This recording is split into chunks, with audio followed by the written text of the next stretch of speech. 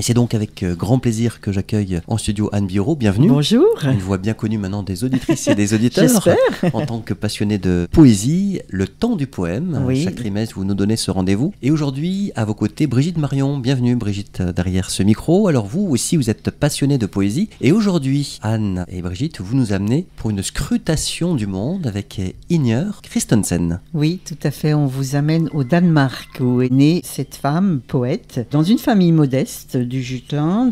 Son père était tailleur et sa mère cuisinière. Dans un premier temps, elle rêve d'être médecin, mais assez rapidement, elle se forme pour être institutrice. Et à la faveur d'une bourse en 62, elle consacre toute sa vie à l'écriture. Donc, qu'est-ce qui brûle sa vie? Ce que je me suis demandé en essayant de la découvrir. Qu'est-ce qui l'habite? Eh bien, il y a un premier verbe pivot pour elle, qui est un findes en langue danoise, qui veut dire existe, pour dire sa conjuration de la mort. Ce qui l'habite aussi, c'est une oreille attentive à la musique d'avant-garde et ses recherches sur la tonalité, au point d'écrire un recueil inspiré des méthodes de composition d'Olivier Messiaen. Bon, je trouve intéressant de le signaler. Et puis aussi à préciser son union maritale avec Poul Borum, qui était lui-même critique et écrivain. Ils ont été en couple de 59 à 76 et en tant que couple, ils sont devenus chefs de file du monde littéraire pendant 10 ans au Danemark, de 60 à 70. Voilà. Elle-même a dirigé une revue d'avant-garde. Et puis enfin, elle a un attrait réel pour l'innovation créatrice, pour l'exploration des formes nouvelles d'écriture, au point que, je tiens à le signaler, elle a écrit un recueil, ça, en 69, qui a été tiré à 30 000 exemplaires, et aujourd'hui, qui n'est pas malheureusement traduit en français. Donc voilà, elle est nommée membre de l'Académie danoise en 78 et pressentie pour le Nobel. Voilà un peu. Donc elle est poète, dramaturge, essayiste et elle a reçu de nombreux prix littéraires de par le monde et elle fut traduite en de nombreuses langues. Voilà, tout en inspirant d'autres poètes danois. Et vous allez nous parler maintenant de ses œuvres poétiques et romanesques. Voilà, donc ses œuvres poétiques et romanesques. Il y a Lumière, elle a commencé en 62, Herbe, 63, 2 romans, La machine à mouvement perpétuel en 64 et Azorno en 67, le fameux recueil Ça en 69, L'est en avril en 79, Alphabet, donc on va en reparler bien sûr, en 81, et La vallée des papillons en 91. Je n'ai pas précisé qu'elle est née en 1935 et morte en 2009. Voilà. Ce qui m'a aussi un petit peu captivée, je dirais, c'est que le début de son recueil Alphabet est inscrit sur les murs de Copenhague. Donc c'est une œuvre picturale de Sarah Trier que l'on peut voir aujourd'hui, pourquoi pas en se promenant. Et puis aussi, on en reparlera, une de ses œuvres a été l'occasion, toujours Alphabet, d'une création musicale qui a été jouée pour la première fois en 2019 par l'IRCAM. Que dire du recueil La vallée des papillons? Alors La vallée des papillons, ils ont une tradition au Danemark de classer certains textes littéraires comme texte canon et cette vallée des papillons a été justement classée comme texte canon. Donc on voit, autant elle n'est pas connue en France et sans doute malheureusement peut-être dans d'autres pays d'Europe, autant elle est très appréciée au Danemark. Donc nous allons essayer de parler de ses écrits, puisque pour nous ce qui nous intéresse c'est de laisser parler le poète ou la poète. Et tout simplement une première interview d'elle qui me paraît intéressant. Un mot choisi, dit-elle, n'est pas fortuit. Il est ensemble avec le phénomène, inséré dans l'état de secret où le dedans et le dehors du monde se retrouvent ensemble comme s'ils n'avaient été séparés l'un de l'autre. Fermez les yeux et prononcez par exemple le mot « soi ». Il disparaît avec le son, mais vos sensations, votre mémoire et votre savoir produisent un écho. Écrivez-le sur une feuille de papier, il reste immobile, mais vos pensées, vos émotions voyagent déjà vers les horizons les plus lointains. Donc je trouve que c'est très intéressant de voir ce lien poésie et son. Le sens viendrait après le son, d'après ce qu'elle dit. Donc ainsi s'exprime Inger Christensen, qui nous montre son souci de choisir un mot avec beaucoup de soin, l'un appelant la lumière d'une pensée, d'une émotion. Écoutons-la. Je m'appuie tendrement contre la nuit. Sur la rampe rouillée, je trouve ma joue, mon épaule, je trouve ma tendresse, fer et chair. Le reste ondoie, s'effrange en silence, interroge dedans, dehors, dans l'espace de la nuit, dans l'espace de l'âme. Est-ce la mort? Je pose ma main sur le visage tremblant de la nuit, enlève un peu de rouille sur ma joue. Poème tiré du recueil Lumière en 1962. Toujours extrait de ce recueil Lumière, je reconnais là une clairière dans la langue. Les mots refermés sont là pour être aimés, pour être répétés jusqu'au simple. Un signe replié sur un œuf est encore en nous, un écho de création. Et le signe enlève ton œil vers le soleil, encore une fois, présage d'un miracle. On peut, dans le mot, reconnaître la lumière, acte incroyable de l'homme à la femme. Un mot qui change ton âme en signe, juste assez simple pour former un œuf. La langue qui se replie dans l'œuf, ses ailes portent de la naissance à la lumière, et le soleil est là pour être aimé.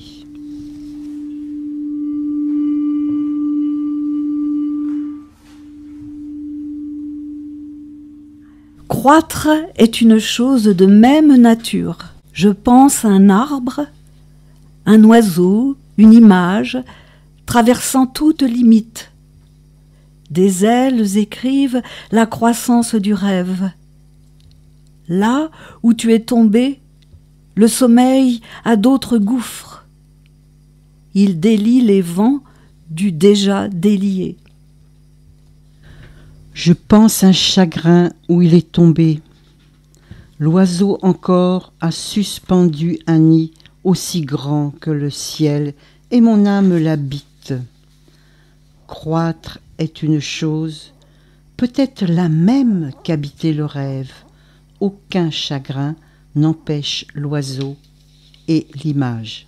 Extrait de Lumière en 62. Autre mot secret à ouvrir au trésor de symboles, le mot herbe chez Inger Christensen, dont le titre même de son recueil paru en 63 désigne la nature. Cette nature qui a tant pris soin de l'être humain en lui prodiguant substance, exige aujourd'hui, maintenant, que le rapport soit inversé, que l'homme prenne soin d'elle. Ça, je trouve ça fondamental dans son approche. Et voilà ce qu'elle ajoute. Comme poète, j'essaye toujours de me rappeler que si je contemple le monde, c'est en même temps une partie du monde qui se contemple en moi, dit-elle dans un interview. Écoutons-la. Pénétrer. Pénétrer sans le savoir. Du doigt, montrer la porte sans le savoir. Pénétrer dans la montagne, et c'est toi-même. Pénétrer plus loin, et ce n'est pas sûr. Pénétrer encore plus loin, et c'est toujours l'espace. Et c'est toi qu'il transporte. Et c'est toujours ouvert, et c'est toi qui es ouvert, sans le savoir, infiniment ouvert. Ils avaient allumé un soleil, ils avaient hissé un drapeau, pénétré encore plus loin. Dans le recueil Herbe, 1963.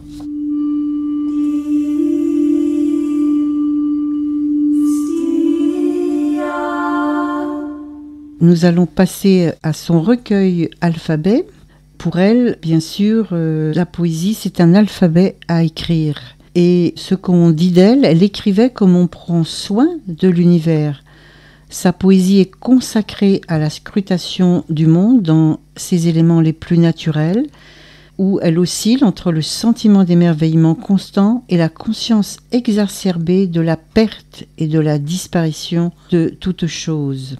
Donc de là va naître ce fameux recueil Alphabet qui est inclassable dans la mesure où il est fabriqué, on en reparlera, de façon très, en même temps ordonnée et en même temps très, disons, laisse la place au hasard. Écoutons-la. Les fourmis n'ont rien à faire dans la neige. Non, poème, poème, poème est mon corps. Je t'écris ici. Mon corps, c'est quoi? Mon corps fêlé sans vie, c'est quoi? Les fourmis me portent au hasard, mot après mot me transportent. Extrait de Lumière. Pour Inger Christensen, tout poème passe par le corps. Le poème est corps. Écoutons-la. Je vois les nuages fins et le soleil léger. Ensemble, ils esquissent un infini parcours, comme s'ils avaient confiance en moi sur terre, comme s'ils savaient que moi, je suis leur voix. Recueil Ça, 1969. Voilà, j'ai pu trouver un tout petit extrait de ce fameux recueil dont on a parlé tout à l'heure et qui a été édité à 30 000 exemplaires.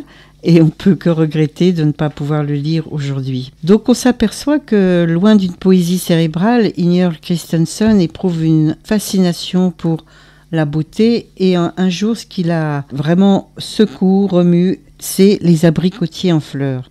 Un seul cri jaillit dans sa poitrine. Les abricotiers existent. Les abricotiers existent. Et de ce cri, naît ce recueil poétique Alphabet en 81. Donc nous avons nous-mêmes sous les yeux cette peinture murale de Sarah Strière faite en 98.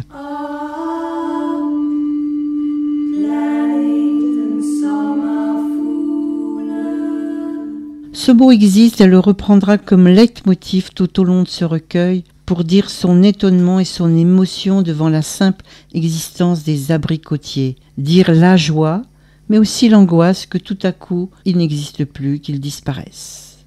Écoutons-la. Les fougères existent. Et les murs et le brome existent. Et l'hydrogène. L'automne existe. L'arrière-goût et la réflexion existent. Et le seul à seul existe. Les anges, les esselés et l'élan existent. Les détails existent. La mémoire, la lumière de la mémoire. Et la lumière rémanente existe. Le chêne et l'orme existent. Et le genièvre, sa similitude, la solitude existe. Et l'éder et l'araignée existent. Et le vinaigre existe. Et la postérité. Le héron pêcheur existe avec son dos voûté gris-bleu. Il existe avec sa huppe noire et ses claires pennes caudales. Il existe en colonie. Il existe dans le présumé vieux monde. Existent aussi les poissons et le balbuzard, la perdrix, le faucon, l'avoine odorante et la couleur des moutons. Les produits de fission existent et le figuier existe. Les erreurs existent. Les absolus et les symétriques, les accidentels. La télécommande existe. Et les oiseaux et les arbres fruitiers et les fruits du verger où les abricotiers existent. Les abricotiers existent dans le pays où la chaleur produira précisément la couleur de la chair d'abricot.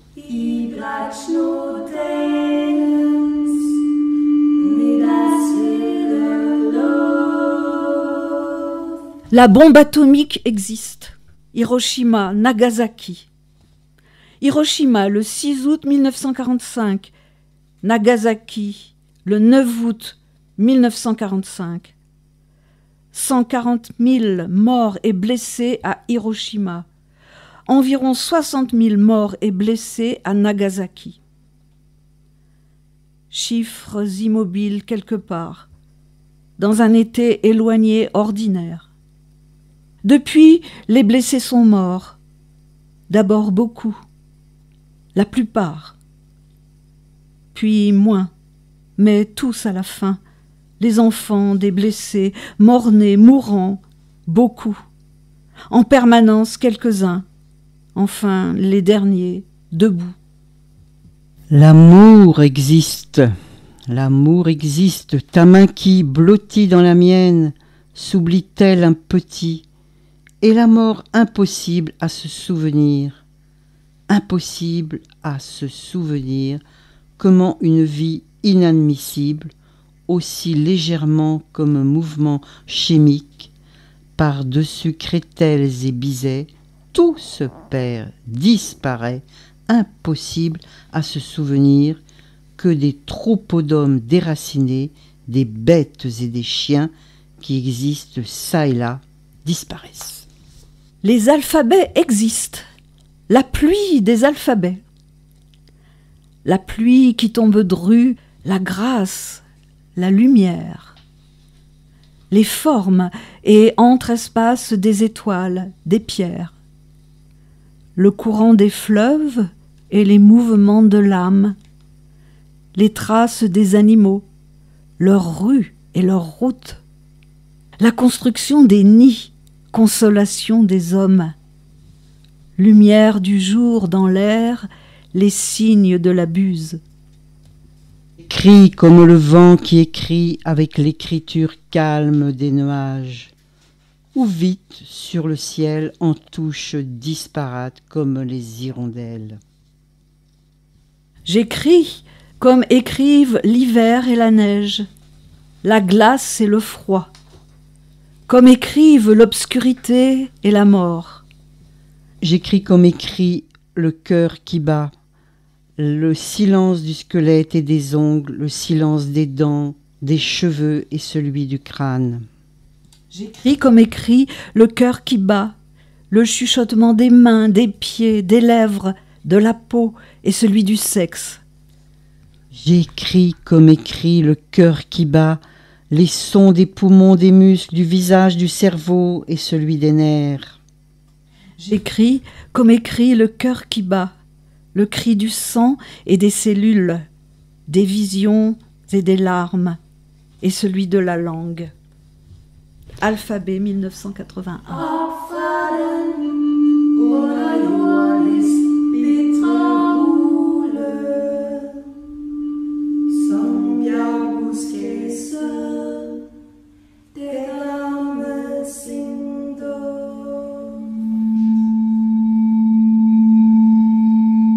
Voilà, nous avons absolument voulu laisser défiler cette pensée qui fonctionne un peu comme en ricochet, comme ça un mot en entraîne un autre dans la spirale de la vie et aussi de la mort. Mais ce sur quoi que nous tenons à dire, c'est qu'elle n'écrit pas au hasard. Elle capte toutes les aspirations de la décennie des années 60 où les poètes modernistes sont à la mode tout en bouleversant le système établi. Elle écrit comme écrivent l'hiver et la neige, c'est ce qu'on vient d'entendre, selon deux principes de composition. D'abord, la volonté d'avoir un état neuf de la pensée, un langage avant le discours pour renouer avec la vie. Mais aussi, moins connu et moins pratiqué à mon avis, la volonté de se fixer une suite numérique qui va déterminer la longueur des poèmes pour ensuite casser le système comme le cycle de la vie passe de la germination à l'anéantisme. Et ajoute-t-elle, je regarde les mots comme des structures biologiques, des cellules vivantes. Le réel bouge, les mots sont comme des tentacules, nous dit-elle dans un interview.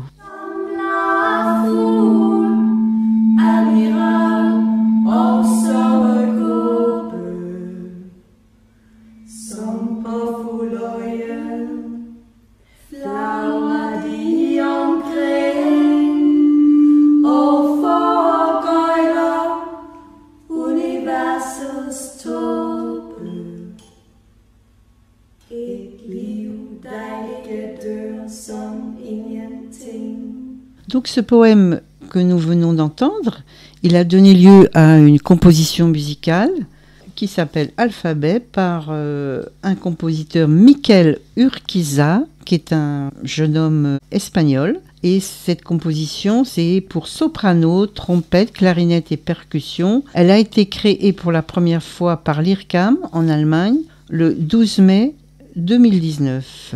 Un bel éloge à cette poésie.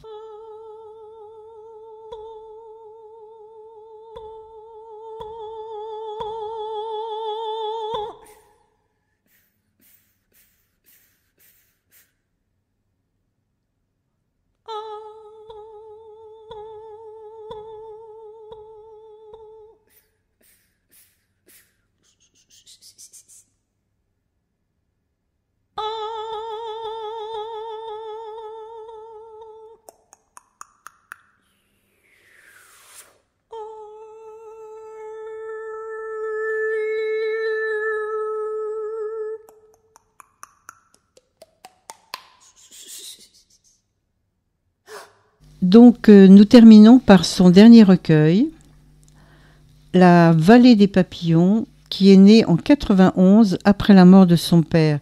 Elle a ressenti le besoin d'écrire sur le lieu de son enfance, à savoir Velge en Jutland, et elle s'est, je dirais, inspirée de l'envol des papillons comme 1000 âmes qui rôdent autour de notre tête, comme icônes de la vie, mais aussi comme fragiles survivants de tous les cataclysmes.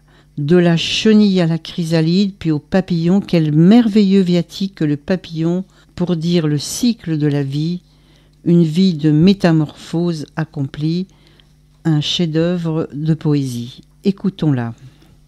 Voici l'envol des papillons du monde, poussière colorée du corps chaud de la terre, cinabre et or et ocre et jaune phosphore, une nuée de matière chimique soulevée. Ce scintillement ailé est-il une bande d'atomes lumineux dans une vision rêvée? Est-ce l'heure d'été imaginaire de l'enfance éclatée comme en éclairs alternés? Non, c'est l'ange de lumière qui se déguise en Apollon, mnémosine noire, en cuivré, en sphinx des peupliers, en macaon porte-queue. De ma raison voilée, je les perçois comme plumes légères de l'édredon brumeux dans la chaleur de la vallée de Brajsino. Comme pan de jour, pan de nuit, ils volent. Je crois marcher dans le jardin du paradis, tandis que le jardin s'enfonce dans le néant, et que les mots qu'autrefois je sus écrire se décomposent tous en faux Lecombe, Robert le Diable, Chiffre et Harlequin. Ces mots trompeurs, nuit couleur de silex, transforment la lumière du jour en clair de lune. Ici, on trouve les groseilliers et pinots noirs qui, peu importe les mots que tu avales, allègent, comme les papillons, le souvenir de vivre. Faut-il me transformer en chrysalide devant tout ce qu'Arlequin nous montre en faisant miroiter au sol de l'univers? T'observes depuis l'aile du papillon. Ce n'est qu'un peu d'écaille de papillon, plus fin qu'un rien créé par personne. Réponse à la feuillée d'étoiles lointaines.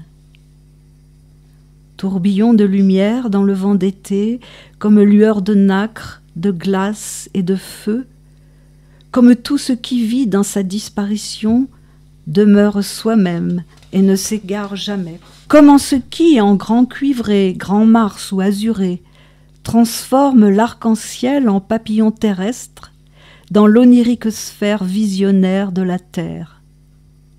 Un poème porté par la belle dame. Je vois que la poussière se lève un peu. Voici l'envol des papillons du monde.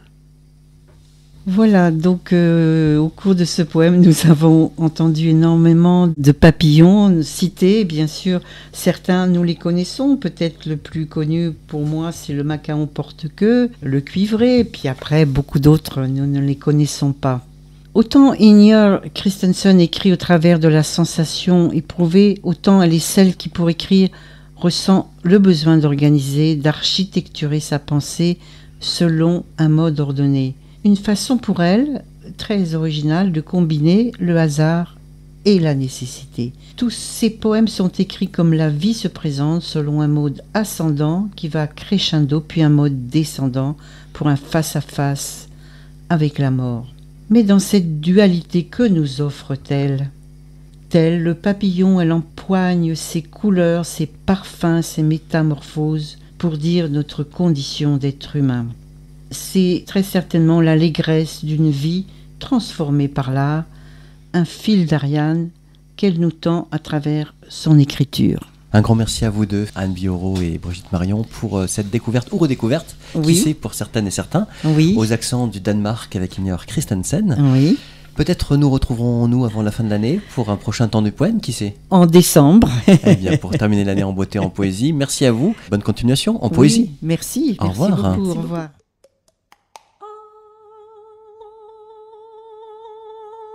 Apricot,